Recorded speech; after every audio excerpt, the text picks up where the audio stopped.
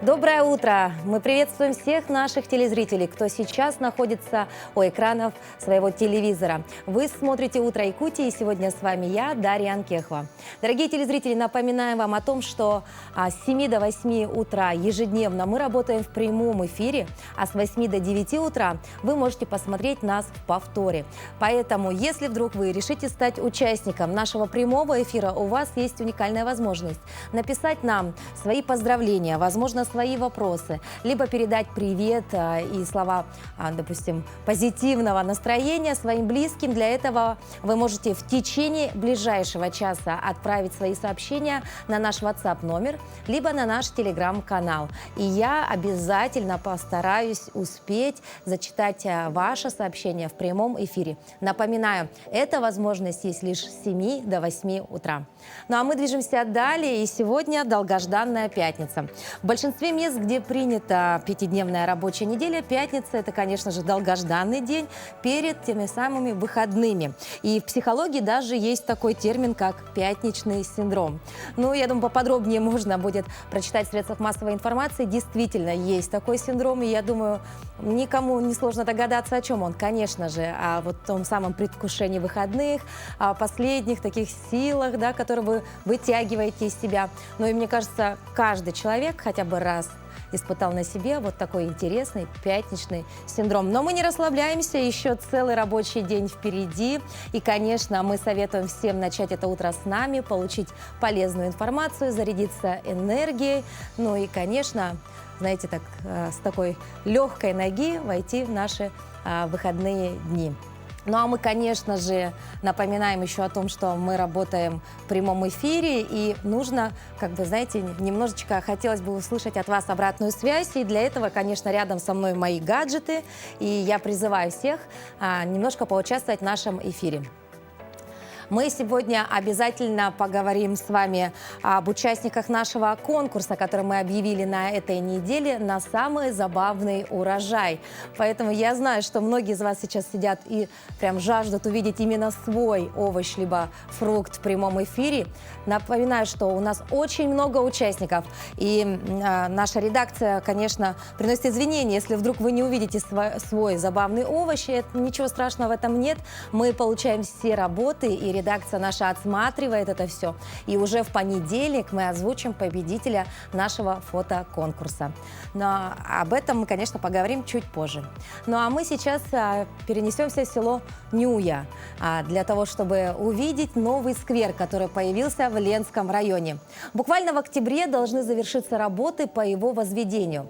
В центре села на островке Соснового Бора расположился воркаут и аллея с колоннами об истории Нюи. И все благодаря республиканской программе, в которую попали нюйцы. Прогулялся по новому скверу и наш корреспондент Александр Ильчук. Спортивные объекты и культурное наследие – все это объединили в одном месте в селе Южная Нюя. Через считанные дни местные жители смогут как заняться своей физической подготовкой на тренажерах под открытым небом, так и прогуляться по исторической аллее, где запечатлена на колоннах история Южной Нюи. Когда-то Нюя была одной из почтовых станций Иркутско-Якутского тракта. Здесь останавливался даже писатель Короленко, в честь которого названа одна из улиц Нюи и установлен памятник известному литератору. А теперь увековечит историю и новый сквер. Реализация данного проекта была благодаря участию в конкурсе «Комфортная современная городская среда на территории Республики Саха-Якутия». Идея появления сквера появилась именно в рамках рассмотрения и утверждения генерального плана села Нюи. Было принято решение использовать все-таки уже существующую территорию, где расположен камень скорби политическим репрессиям. Мы проводили общественное обсуждение, жители рассматривали, что будет в этом сквере, и уже приняли решение о том, какие объекты мы расположим. Место для отдыха – это, конечно, отличная идея, но жители Нюи больше волнуют более масштабные проекты. Строительство давно уже обещанного культурно-спортивного комплекса для полноценной организации досуга и, конечно, излюбленная тема дороги. Вот хотелось бы, чтобы спортзал старый восстановили, так как молодежь у нас досуга никакого нету. Бьют бутылки, старые дома бьют, чтобы чем-то занять как-то молодежь, чтобы помойки на площадках не устраивали хоть. В спорт ударились просто молодежь. Автомобиль есть, а ездить неохота по деревне. У нас трасса лучше, чем у нас в деревне дороги.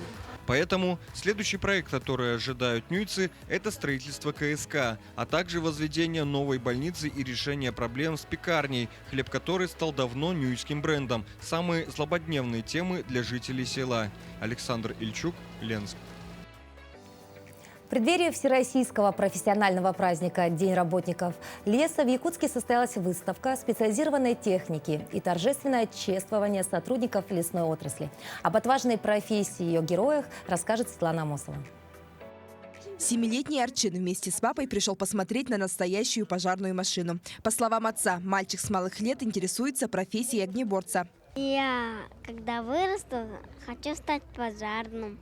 Красный свет машины, понравились мигалки, большие колеса и руль. На площадке исторического парка «Россия. Моя история» выставили технику, которая непосредственно работает на противопожарных мероприятиях и на тушении лесных пожаров. Все оборудование приобретено по федеральной программе «Экология». Эта спецтехника идеально подходит для работы на лесных пожарах. Например, данный трактор «Агромаш» имеет лесной плуг и бульдозерное оборудование. В этом году он был применен на практике в районах Якутии и помог ликвидировать очаги возгорания. Василий Михайлов во время пожароопасного сезона работал в Сунтарском улусе и с помощью этого гусеничного трактора делал минерализованные полосы. Скорость 8 приключений. И хорошо тянет. Емкость 4 куба. Воды набирал. И там ЛПСников воды давал. Все машины российского производства. Поэтому при необходимости запчасти можно найти в специализированных магазинах республики. В следующем году планируется приобрести еще около 10 тракторов. Ведь в тушении лесных пожаров без такой техники очень сложно. В наших условиях самые лучшие. У нас болотистые места есть и бездорожье. И наша техника в основном, наша техника может только проехать по нашим дорогам. В преддверии профессионального праздника поздравили лучших работников лесной отрасли. Среди них Сергей Морозов. 29 июня вертолет Ми-8 при переброске с одного пожара на другой совершил жесткую посадку. В тот самый момент Сергей находился на борту и героически стал помогать пострадавшим коллегам. Очень приятно получить награду, но героизма не вижу в этом. В принципе, у нас работа и так связана с риском. Также мы подготовлены аварийно-спасательному каждый год. Обучение, сказались о том, что сработали слаженно. Все получилось так, без жертв, самое главное. 3 воскресенье сентября – это день тех, кого работа связала с лесовосстановлением и лесоразведением, уходом и охраной лесов. Важно помнить и почитать их самоотверженный труд, который проводится на благо общества. Светлана Амосова, Георгий Григорьев, Якутск. Мы поздравляем всех сотрудников лесной отрасли с профессиональным праздником. Ну и, конечно, сейчас особенно у них, знаете, такая очень активная работа, потому что очень много жителей нашей республики отправляются в лес по сбору ягоды. И, конечно, хотелось бы, чтобы в эти выходные погода была прекрасная, ведь не только для любителей прогулки по лесу это будет очень важно, но и для тех, кто собирает свой урожай на своих приусадебных участках. Надеемся, что погода вам улыбнется в эти выходные. Ну а что нам ждать сегодня, узнаем из рассказа о погоде. В центральных районах температура воздуха на 6 часов утра была на отметке +1 градус. В заречной группе 5 градусов тепла. В южных до -4. В Вилюйской группе 0, -1. В Нижнеленских 1 градус. В западных районах 2-4 градуса со знаком плюс. В Колым-Андигирской группе улусов 0 градусов. В Янских районах до 1, на северо-западе -2. В Якутске температура воздуха на 6 часов утра была на отметке 0 градусов. Атмосферное давление 755 миллиметров ртутного столба. Ветер западный 1 метр в секунду. Сегодня днем преимущественно без осадков. Ветер северо-западный 3,8 метра в секунду. Температура воздуха ожидается до +13 градусов. Мы еще раз желаем всем доброго пятничного утра и напоминаем, что сегодня 16 сентября. И по нашей ежедневной традиции давайте же заглянем в календарь.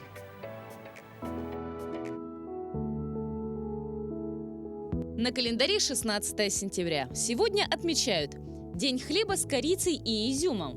День рождения Джульетты. День работающих родителей. Международный день озонового слоя.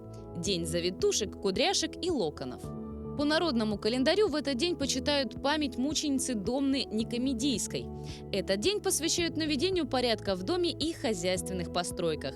Выбрасывают ненужный хлам и мусор, который вечером сжигают вместе с ботвой от картофеля. Считается, что такой обряд принесет удачу и благополучие на весь год. Если в этот праздник пойдет дождь, то он будет продолжаться еще 7 дней. События в этот день. В 1821 году Российская империя подтвердила свои исключительные права на Аляску.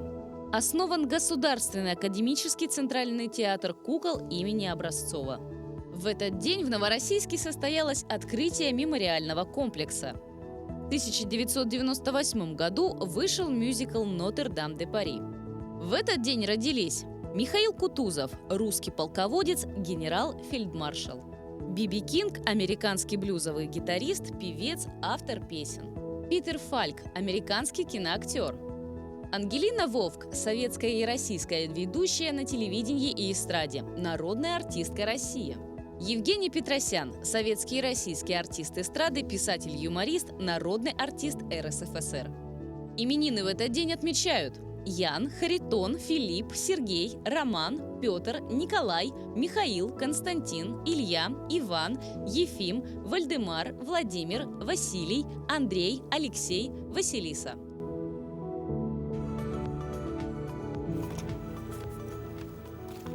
Дорогие телезрители, совсем скоро мы посмотрим урожай наших телезрителей. Ведь сегодня мы пообещали показать лучшие варианты того, что могло вырасти и у вас на грядке.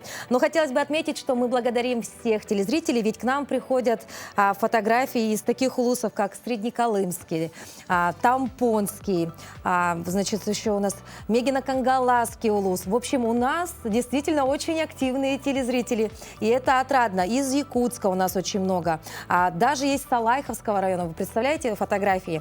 Настолько активно. И, конечно, если бы время нашего эфира позволяло, мы бы в течение всего часа показывали бы эти замечательные фотографии. Но сейчас мы прервемся на небольшой новостной блок и позже вернемся и как раз-таки посмотрим на эти уникальные чудо-овощи. А я тем временем продолжаю просматривать работы и действительно диву даешься.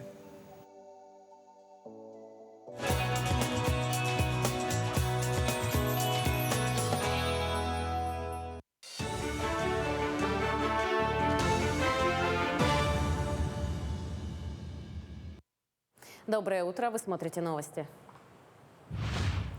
Во всех филиалах и представительствах Центра занятости населения в очном формате проходит 4-я республиканская ярмарка вакансий для молодых граждан «Траектория карьеры». В столице молодых соискателей пригласили в торговые ряды «Кружала». Программа ярмарки включает в себя ряд мероприятий – от сессий до мастер-классов и тренингов. В том числе молодые люди могут пообщаться с работодателями о вакансиях, условиях работы и возможностях обучения. Соискатели узнают информацию об открытых позициях в компаниях и организациях, льготах, характере и условиях работы. Всего в ярмарке участвует более 30 работодателей. Они 15 направлениям предложили более 4000 вакансий. В нашей республике сейчас достаточно много вакансий, очень много бурно развиваются промышленные предприятия.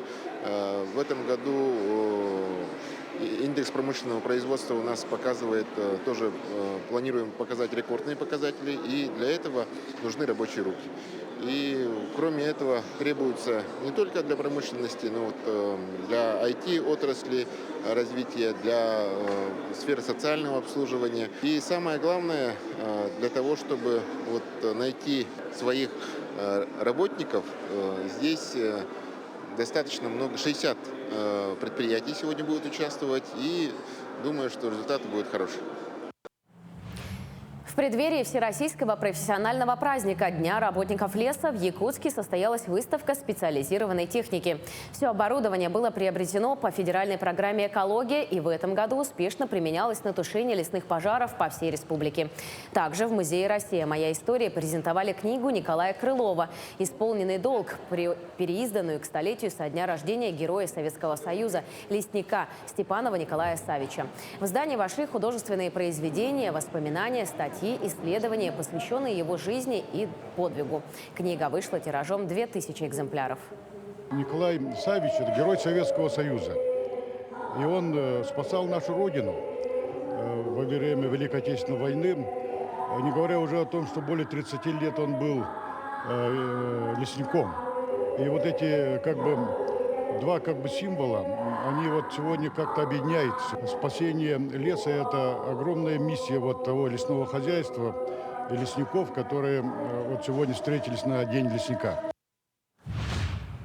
Пусть победит сильнейший. С таких слов начался финал спартакиады по профессиональным видам спорта среди подразделений противопожарной службы республики. На мероприятии, посвященном 205-летию пожарной охраны Якутии, сошлись в схватке 6 команд. Огнеборцы, показавшие лучший результат, примут участие в соревнованиях ДВФО в составе команды Главного управления МЧС России. Вопросы профессиональной подготовки, пригодности и компетентности работников противопожарной службы являются одними из приоритетных задач соответствующих ведомств. Спартакиада не только дает участникам возможность проявить себя, но также позволяет отточить навыки, необходимые для тушения пожаров. Ведь каждая секунда промедления может стоить чьей-то жизни. Сегодня участвуют 6 команд, победителей региональных соревнований. Это команды Вилюйского, Верхневилюйского, Жиганского, Хангаласского, Усалданского и Намского районов.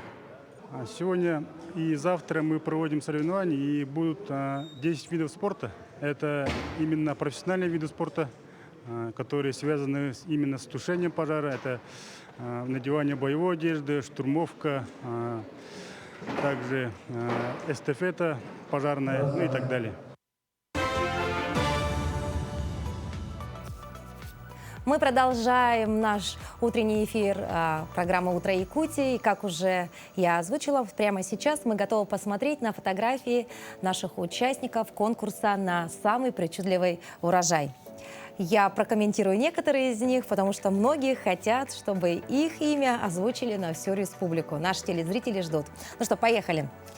Итак, вот такой забавный урожай. Это то самое картофельное любовь. У нас действительно этих участников очень много, у кого картошка уродилась в этом году вот с таким именно посылом. Очень много сердец, и действительно любовь царит во всем мире. Здесь, кстати говоря, сложно представить, что это и вновь сердечки картофельные. Вот такое еще одно сердце. Вы представляете, сколько сердец было отправлено на нашу почту? Такой, знаете, незамысловатый помидор, еще одно сердце, но уже в виде помидора. Носатый помидор от абонента Ачо. Так, еще один носатый помидор. Так, мини-помидорчик от Саргланы Васильевой. Очень маленький. Вот такой кабачок гири от нашей телезрительницы Ирины. Здесь у нас, знаете, такие очень интересные перцы, и сложно понять, что это. Но морковка – это, конечно, как мы уже говорили, царица причудливых фотографий, но в большей степени, конечно, это такие некие монстры, да. А вот морковь рука от нашей телезрительницы Марианы из города Якутск. Ну а рука свекла от Ефимы Валентины, конечно, поразила всех. Посмотрите, какое сходство. Здесь просто можно восхититься количеством урожая даже, да. Посмотрите, еще фотографии. Ну а здесь почему бы и нет, это тоже такое, знаете... Итоги этого конкурса мы уже подведем в понедельник, и кому-то из вас достанутся вот такие замечательные пригласительные. Поэтому ждите информации в понедельник в прямом эфире.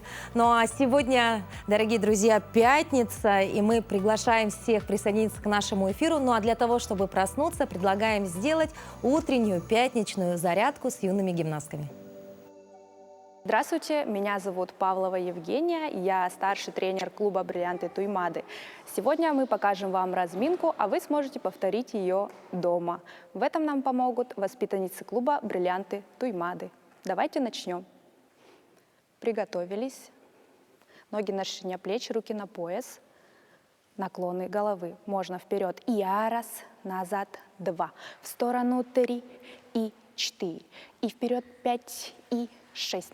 И 7 и 8. Круговые. Раз, 2, 3, 4. В другую сторону. И 5 и 6 и 7 и 8. Хорошо. Плечи. И раз, круговые. 2 и 3 и 4, другая 5 и 6 и 7 и 8, 2, раз и 2 и 3 и 4 и 5, 6 и 7 и 8. Хорошо.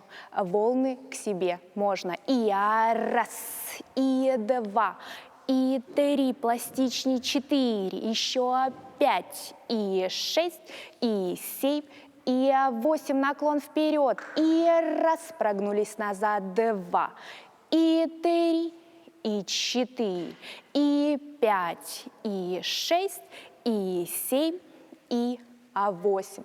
Хорошо, пружинка. Готовы, ручки в замок. Можно и раз, 2, 3, 4, 5, 6, 7, 8, мельница, и раз, и 2, и 3, ручки тянем, 4, и 5, и 6, и 7, и 8. Хорошо, выросли. 3, 4, ножки вытянули, ручки поставили сзади, лопатки собрали, подбородок выше, ножки на себя натянули, раз, стопочки пошли, 2 вперед, и 3, и 4, и 5, и 6, и 7, и 8. Держим на себя стопочки, раз, 2, пяточки отрываем от пола, 4, 5, стараемся, 6 и 7, натянули стопочки, 8. Хорошо, волны, ручки в стороны, готовы. И раз в складочку, и 2, и 3, и 4, и 5, и 6, и 7, и 8. Сложили складочку. Расслабляем под коленкой на правую ножку. Угу. Растягиваем переднюю поверхность бедра. Сидим раз, 2, 3, 4, 5, 6, 7. Сошли. 8. Другая ножка. 3. Переход. 4. И раз, 2, 3, 4 на расслабление, 5, 6 расслабляемся, 7, 8, стали 3, 4. Делайте эти упражнения по мере своих возможностей, они вам помогут взбодриться и поднимут вам настроение. Спасибо.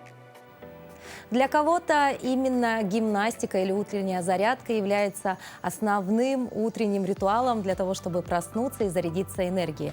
А для кого-то, например, как я, главным моментом с утра обязательно является завтрак. А каким должен быть здоровый и полезный завтрак? Конечно, сытным и содержащим белок, который так необходим нашему телу. И мы сегодня предлагаем приготовить арахисовую пасту.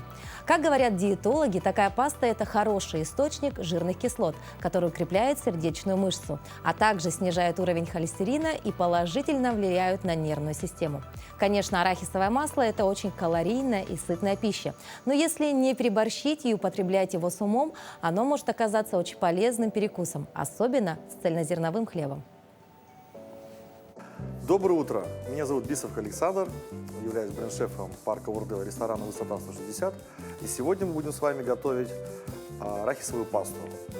Итак, примерно здесь около 300 грамм арахиса. Мы высыпаем его в блендер.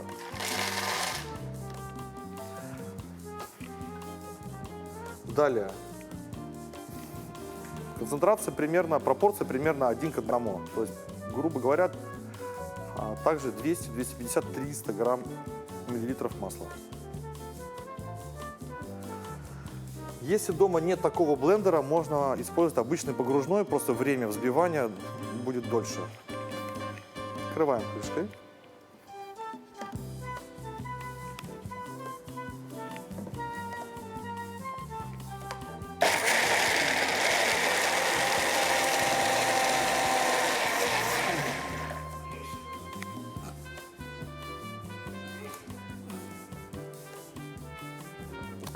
добавляем соль.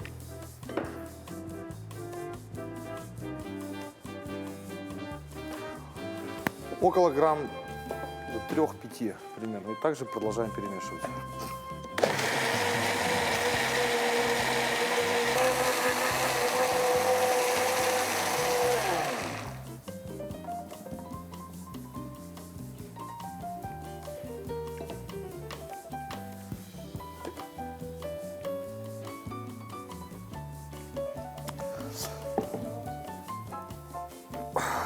Так, мы взбили арахис.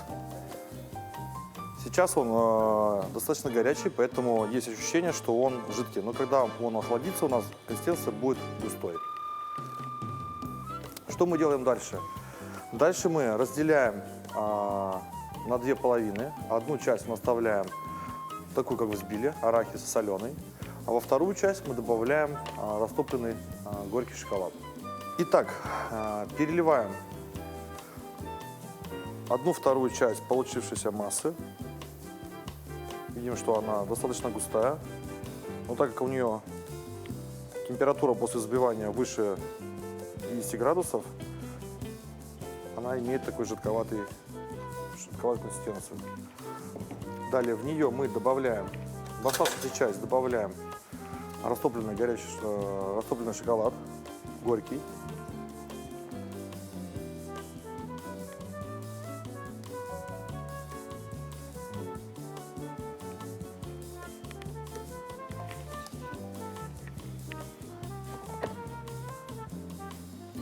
И также интенсивно взбиваем блендером.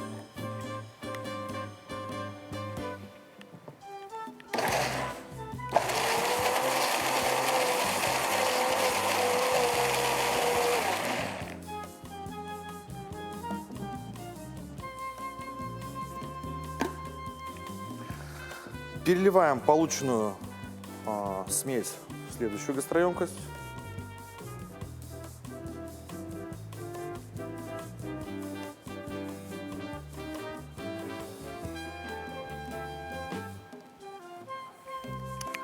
И оставляем остужать в холодильнике при температуре плюс 2, плюс 5 градусов примерно на час. Через час достаем и смело намазываем на наши тосты. Итак, наша паста готова. Мы нанесли ее уже на тосты. Арахисовая и шоколадно-арахисовая. Прекрасная идея, главное, самая простая в исполнении для воскресных завтраков. Приятного аппетита! Если не арахисовая паста, то точно калорийный завтрак был у медведицы Колыманы в Орто-Дайду. В зоопарке посетители запечатлели на камеру интересный процесс, как наша Колымана, посмотрите, обратите внимание, лежит, отдыхает и радуется осеннему настроению. И, конечно же, посетители все восхитились этими кадрами. На кадрах видно, как Колымана лежит у края бассейна и рассматривает посетителей, а также внимательно слушает пение птиц. И вправду сразу понятно, что это очень довольный и сытный, знаете, такой главный житель нашего зоопарка. И осенняя вот эта погода, это для нее прям радость и умиротворение.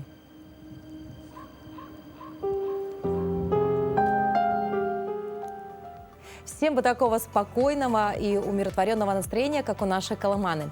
Порой умению быть в гармонии с собой и окружающим миром надо учиться у братьев наших меньших. А вот в Красноярске во второй пожарной части уже несколько лет живет кошка Маша.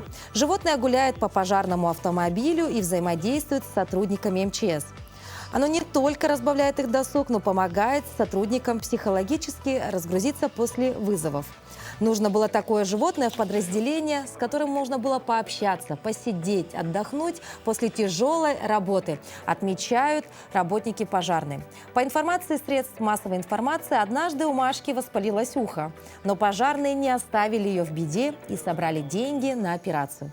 В этом году кошка родила 3 котят, которые также живут вместе с мамой в пожарной части. Еще одна, но, скорее всего, девочка серенькая. Тоже доставала? Ну а пока я здесь в одиночестве и веду эфир на протяжении всей недели, мой соведущий Руслан Ачиров еще до сих пор находится в разъездах. Он снимает очередные выпуски для нашего проекта «Испытано на себе».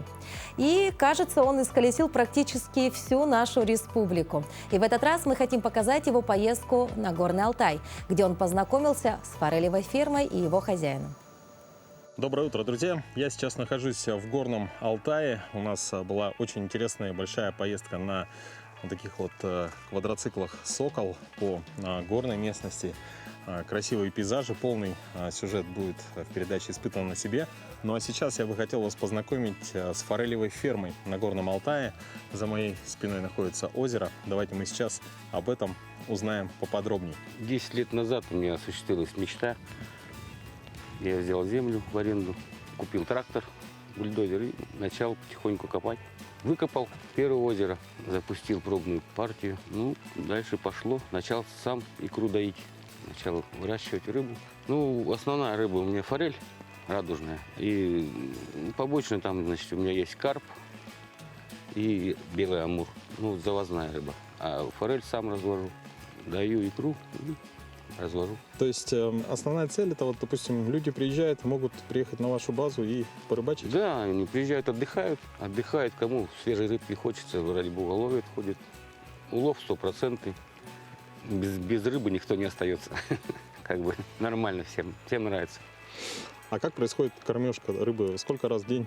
Ну, взрослую я особенно кормлю, значит, 2 раза в день, утром и вечером, а подростки я 3 раза кормлю в день. Корма у нас качественные, хорошие. Я его заказываю в Новосибирске. Вот он. Отличная фракция такая. Это вот для крупной, а это вот фракция для мелкой. Ага, вот она пришла. Вот она сейчас сюда прямо придет к рукам.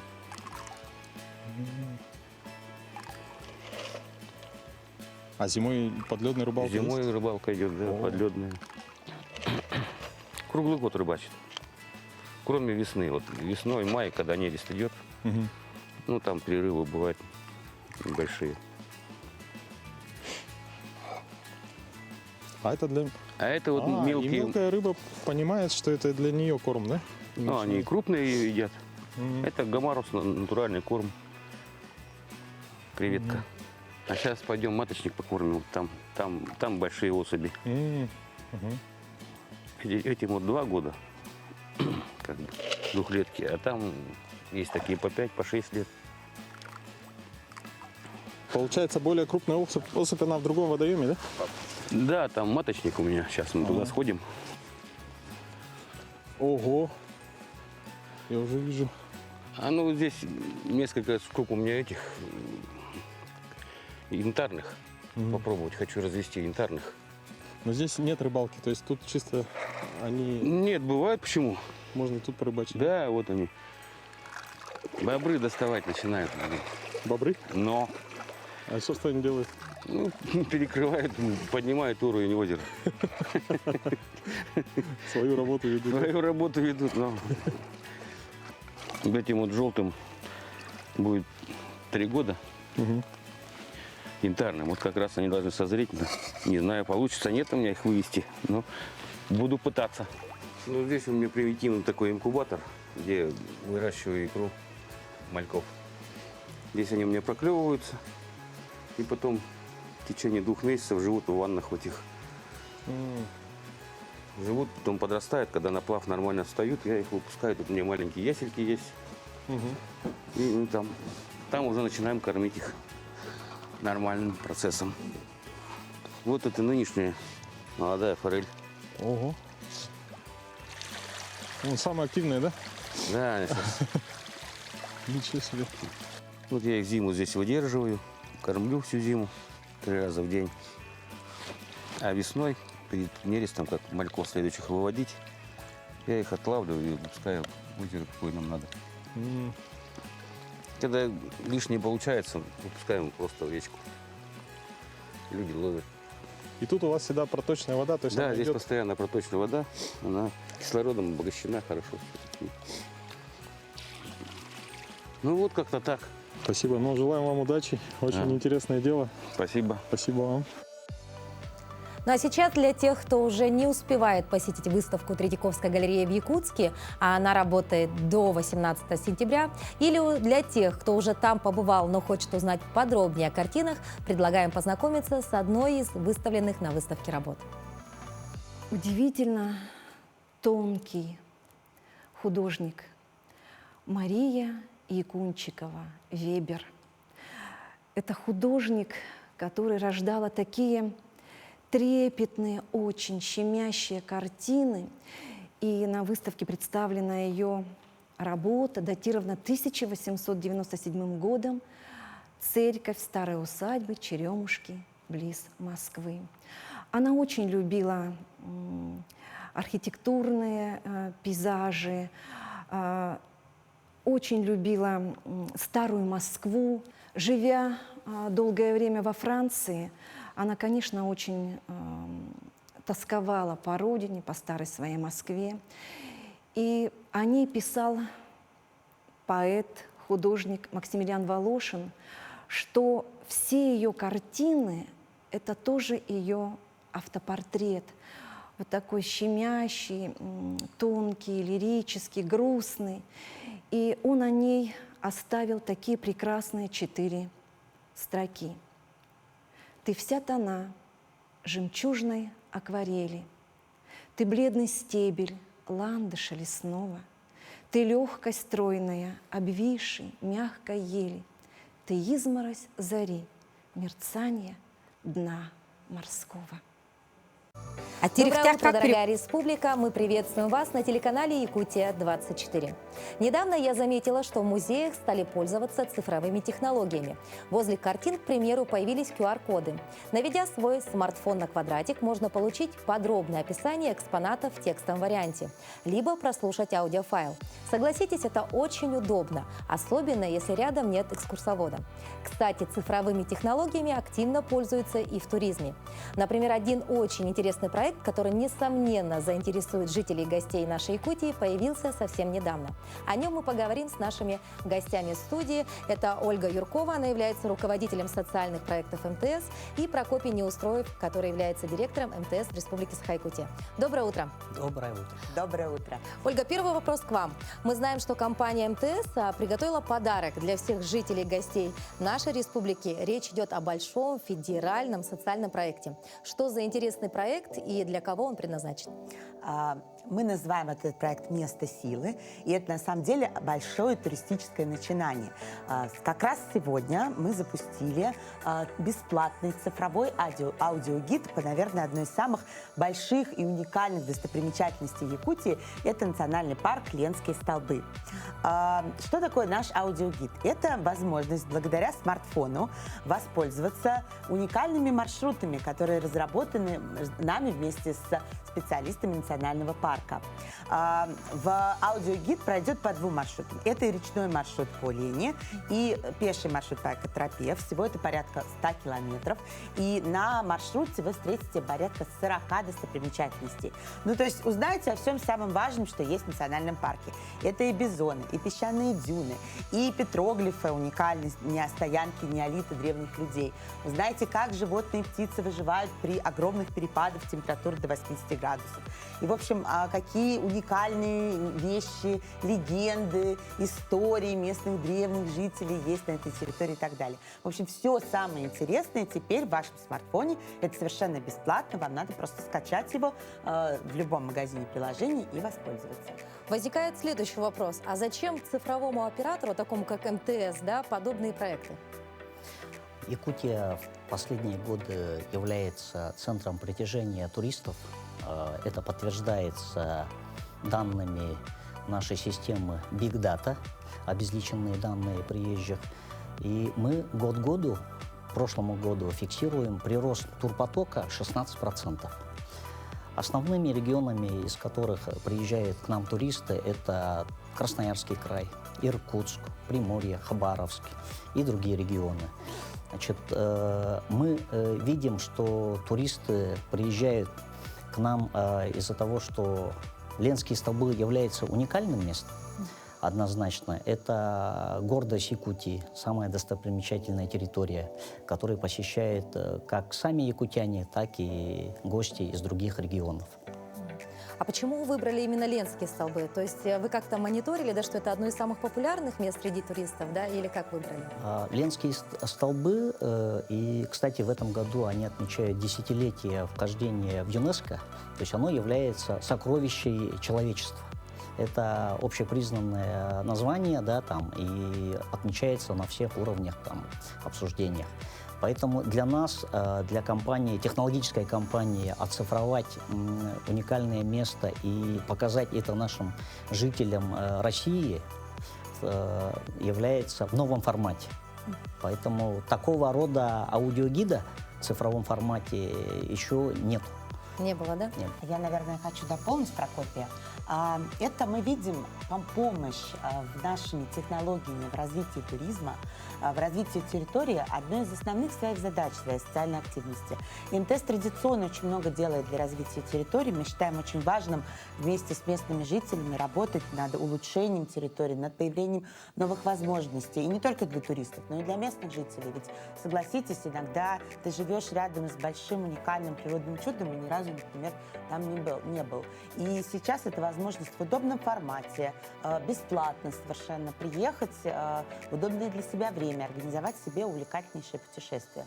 А вообще, надо сказать, у МТС таких маршрутов уже много, потому что проект «Место силы», он федеральный, он действует на разных территориях, и мы приходим к разным знаменитым и не очень знаменитым национальным паркам, охраняемым территориям. И как раз благодаря нашим технологиям, а сегодня МТС огромное количество технологий, мы уже давно не просто оператор мобильной связи. Как Прокопий сказал, у нас есть и обезличенные данные, биг-дата, у нас есть интернет вещей, то есть у нас сейчас есть решения, когда, например, там машины или роботы разговаривают друг с другом, да, вот у вас дома, например, холодильник с телевизором может спокойно разговаривать, или вы можете удаленно запускать, там, не знаю, там, какие-то девайсы, программы, домофоны и так далее. То есть это сейчас все работает очень хорошо благодаря интернету и благодаря современным технологиям. Поэтому как раз наша, в том числе, задача в том, чтобы показать простым жителям на примере их повседневного быта, их потребностей, какими удобными могут быть цифровые технологии.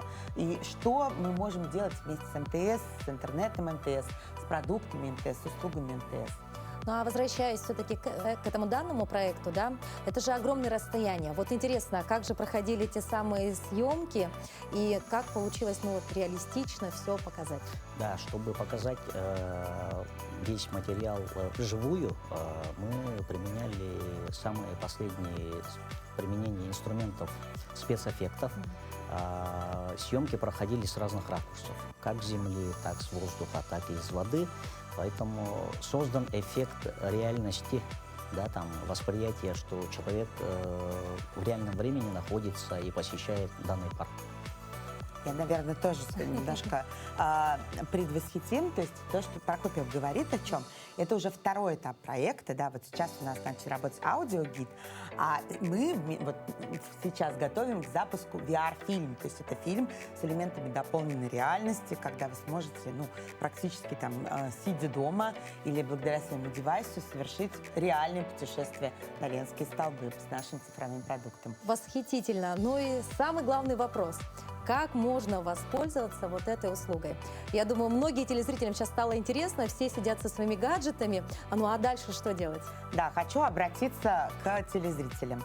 Для того, чтобы совершить виртуальную прогулку по Ленским столбам, на самом деле надо совсем немного. Надо доступ к мобильному интернету и ваше желание. Вы заходите в любой магазин приложений, скачиваете оттуда приложение МТС Live, и в этом приложении находите место силы аудиогида. Прямо вот забивайте место силы. У вас появится много интересных локаций. Надо только найти Ленские столбы, включить кнопку «Пуск» или загрузить и совершить совершенно потрясающую уникальную прогулку по природной уникальной достопримечательности Якутии. Еще раз, МТС Live. Приложение МТС Live, место силы, Ленские столбы. Спасибо большое, Ольга и Прокопий, что посетили наш утренний эфир. Мы благодарны вам за столь полезную информацию. И мы, конечно, надеемся, что это приложение найдет отзывы в сердцах всех жителей и гостей нашей республики. Ну а мы движемся далее, передаем слово нашим коллегам из новостного отдела.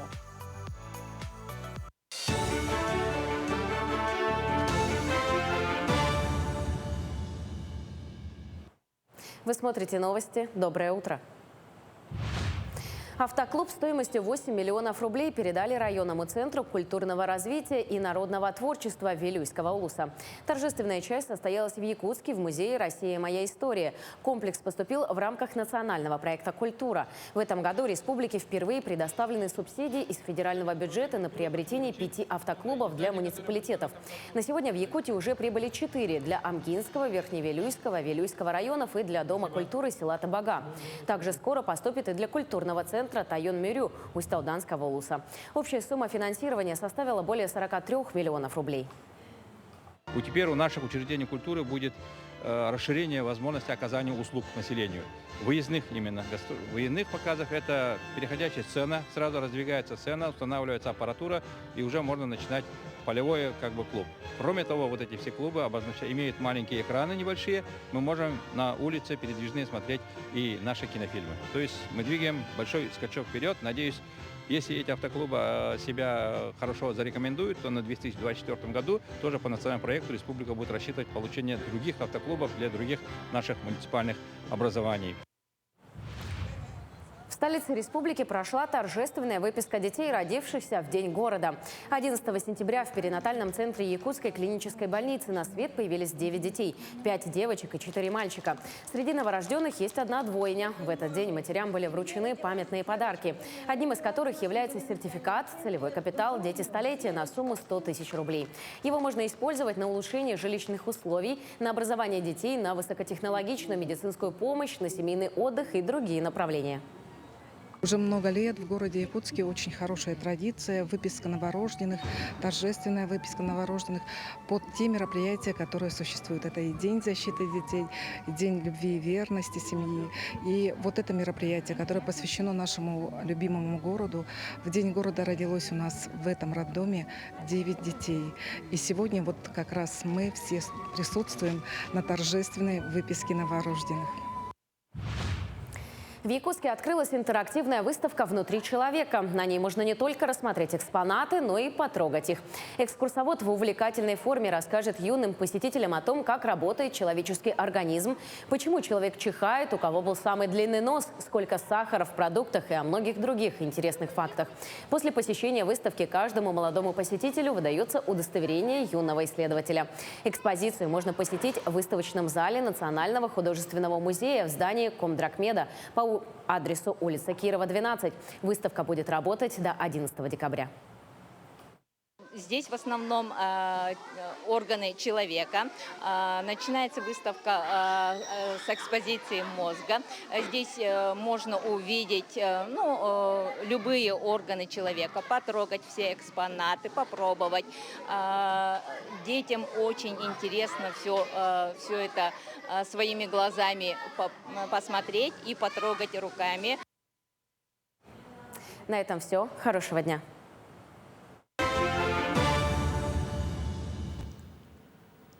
Ну а сейчас давайте перенесемся в город Нерюнгри, где вместе с нашим корреспондентом мы посетим музей истории освоения Южной Якутии и увидим новые экспонаты.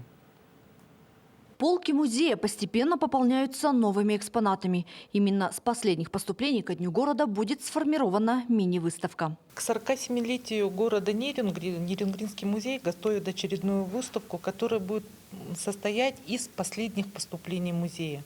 К последним поступлениям музея можно отнести предметы, которые нам предоставила администрация Нерюнгринского района. Также она дополнится предметами от городской администрации. Здесь у нас представлены в основном кубки, награды жителям города, администрации, действующим лицам нашего города. Продолжает свою работу и основная выставка, приуроченная к 100-летию образования Якутской автономной республики. Уже в сентябре будет запущен семейный квест. Готовится особенное мероприятие для первостроителей города. Для первостроителей мы делаем мероприятие, посвященное Дню городу. Все-таки они приехали, развивали наш город, строили. И, конечно, мы уже давно планировали это сделать. И вот как раз под этот торжественный праздник Дня города дня района мы пригласим первостроителей и сделаем с ними такое мероприятие, душевное такое. Окунуться в историю, посмотреть экспонаты можно в любое время. Сотрудники музея организуют и проводят коллективные экскурсии для школьников, студентов и всех желающих. Ирина Жданова, Вадим Барашков, Нирингри. Вот незаметно пролетел почти час эфирного времени, и чтобы настроение у вас наверняка стало с утра приподнятым, мы решили познакомить вас сегодня с замечательным народным ансамблем «Тетим» из Момского района.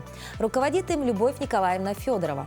В коллективе профессиональные танцоры. И специально для нашей программы они решили исполнить танец, очень интересный, на красивейшем месте Терехтях. Это излюбленное место отдыха жителей села Хану. В этом месте часто бывают и туристы, и они пьют воду прямо из речки, так как это считается самой чистой водой. Танцевать на камнях, кстати говоря, непросто, но профессионалы справились с этим. Давайте же посмотрим на бурятский танец в исполнении ансамбля «Тетим». А я на этом прощаюсь с вами, и уже на следующей неделе мои коллеги Катерина Винокурова и Руслан Ачиров будут встречать утро ежедневно с понедельника по пятницу. До новых встреч! Всем доброго утра!